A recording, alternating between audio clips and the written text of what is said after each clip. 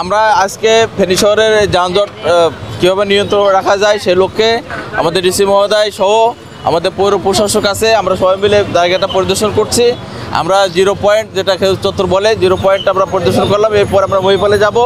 এই পরিস্থিতি দেখার পরে আমরা সম্মিলিতভাবে চেষ্টা করব যে এখানে কীভাবে ফেনী শহরবাসী যাতে সুন্দরভাবে নিরাপদে বসবাস করতে পারে যানজটমুক্ত পরিবেশে, সেই লক্ষ্যে আমরা কাজ করতে আসছি এবং ভিজিট করতে আসছি এই জায়গাটা। ফেনীকে যানজট মুক্ত করতে চাই, তারাই সংশ্লিষ্ট যারা এখানে এসেছি। আজকে এসে আমরা দেখতে আসছি, দেখে আসলে আমরা একটা পরিকল্পনাও করতেছি যে কিভাবে এই শহরটাকে যানজট মুক্ত করা যায়, সেটাই আসলে আজকে পরিদর্শন করতে আসছি।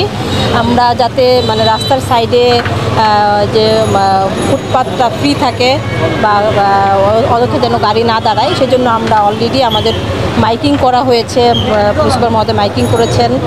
এর মধ্যে পৌরসভাও কাজ শুরু করেছে। তো আমরা আশা করি আমরা মানুষকে একটু সহনীয় পর্যায়ে যেন আমাদের চলাচল করতে পারে। সামনে শারদীয় দুর্গোৎসব আছে, সব কিছু মিলিয়ে আমরা আসলে আজকে পরিদর্শন করছি এবং আশা করি সামনে এই যানজট নিরসনে একটা কার্যকরী কাজ আমরা করব।